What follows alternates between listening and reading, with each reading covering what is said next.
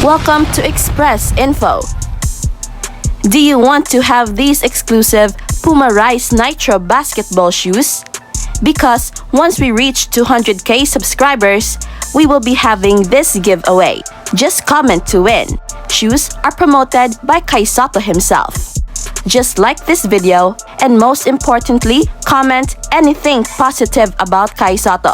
It's easy. Commenting is the key to win. Share your positive comments about Kai Soto. Do it now na. Win the prize. Stay tuned for more updates.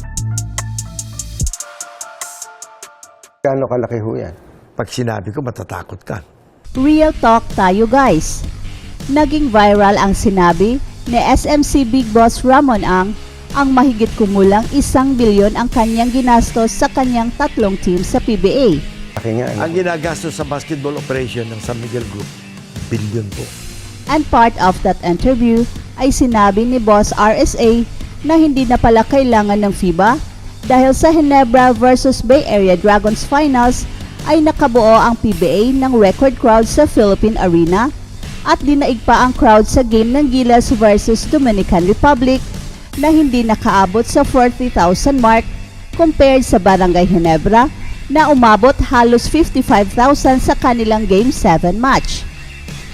At lalong lumaki ang pagtatalo nang nag-tweet si Alex Cabagnot that the PBA is the #1 league sa Asia na marami ang umalma. Ito pa ang isang tweet ni Alex Cabagnot and I quote, at ang mga comments, basahin niyo na lang.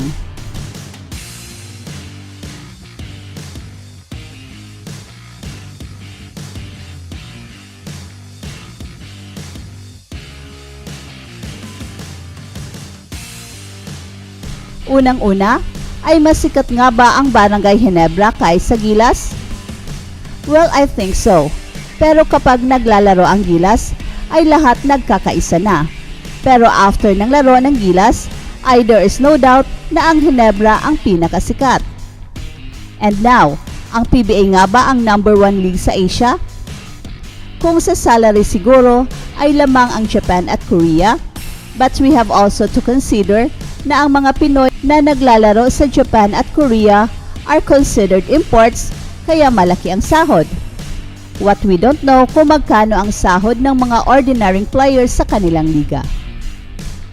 On paper ay mas maliit ang maximum salary ng PBA pero satisfied naman ang halos lahat ng mga players. In terms of attendance ay mas malaki ang Japan B-League primarily because sa kanilang home and away format at merong silang built-in fans sa kanilang lugar. Unlike sa PBA na commercial league at hindi nakasalalay sa gate attendance ang pagpapatakbo ng team.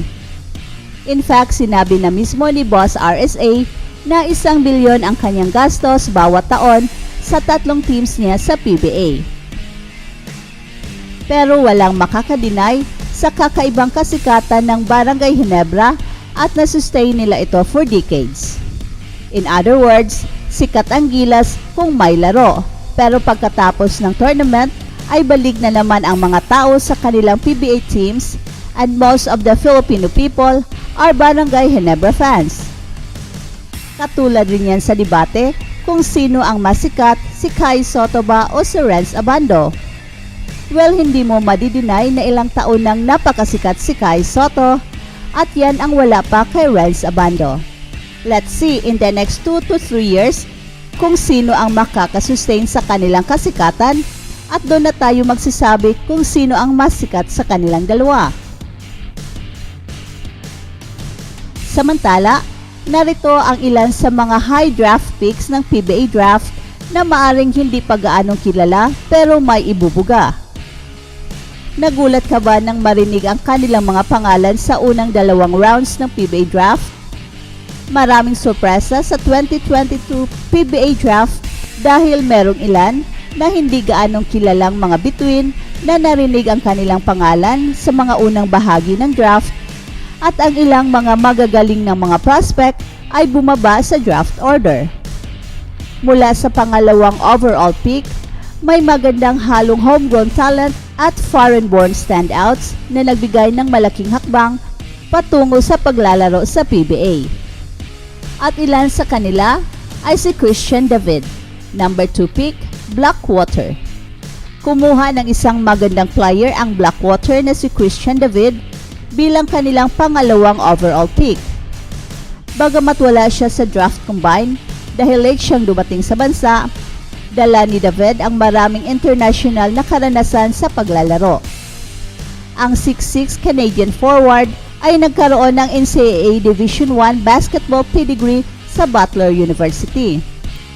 Nagtapos siya ng kanyang 5 taong US collegiate stint kahit pa siya ay na-injure sa ACL noong 2019-20 season. At naglaro rin si David para sa Seoul Thunder sa Korea Basketball League ng 3 buwan. Richard Roger, number 7 pick, NLEX. Galing sa New Zealand, ang 6'2" playmaker na si Richie Roger ay hindi bago sa basketball sa Pilipinas. Ang 26 years old na Phil Kiwi ay dapat sanay maglaro para sa UE Red Warriors before the World Health Crisis halted his UAAP career before it even began back in season 82. Naglaro si Roger sa National Basketball League NBL sa kanyang bansa ng kalahating dekada kasama ang Taranaki Airs at Otago Nuggets. At noong nakaraang taon, isa si Roger sa kasamahan ng New Zealand Tall Blacks na tinalo ang Gilas Pilipinas sa score na 88-63 sa 2023 FIBA World Cup Asian Qualifiers. Cade Flores, number 11 pick, Northport. Hindi rin kalayuan, mula sa Oceania region ang Phil-Australian na big man na si Cade Flores, NCAA Season 98 Rookie of the Year and Defensive Player of the Year. Tulad ni Roger, hindi rin nakasama si Flores sa draft combine dahil sa mga nakatakdang commitment niya sa kanyang bansa. Ang 25 years old, 6'5" breakout star ay nagkaroon ng one and done stint sa Arellano kung saan siya ay nagkamit ng maraming parangal bago siya magdesisyon na lumipat sa PBA bago pa matapos ang kanyang huling taon sa college. Taylor James Miller, number 12 pick, Terra Firma.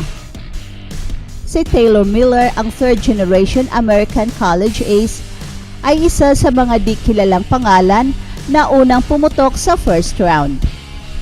Ipinanganak sa Las Vegas, ang 6'2" guard ay galing sa isang pamilya sa collegiate basketball players at naglaro para sa Westminster University sa Salt Lake City, Utah. At sa murang edad na 23 years old, si Miller ay itinuturing na isa sa mga pinakamahusay na high school cager sa Nevada bilang pangunahing prospect player bago siya naglaro sa Brigham Young University at Snow College sa Utah. Brian Santos, number 14 pick, Converge. Matapos ang biglang pagtatapos ng kanyang UAAP career, ang dating USC Tiger na si Brian Santos ay natagpuan na ang kanyang bagong tahanan sa PBA. Ang 6'5" forward na mas kilala dahil sa kanyang one-game suspension matapos niyang sinuntok si Jeyu Chu ng Ateneo sa huling segundo ng kanilang Season 84 prelims match.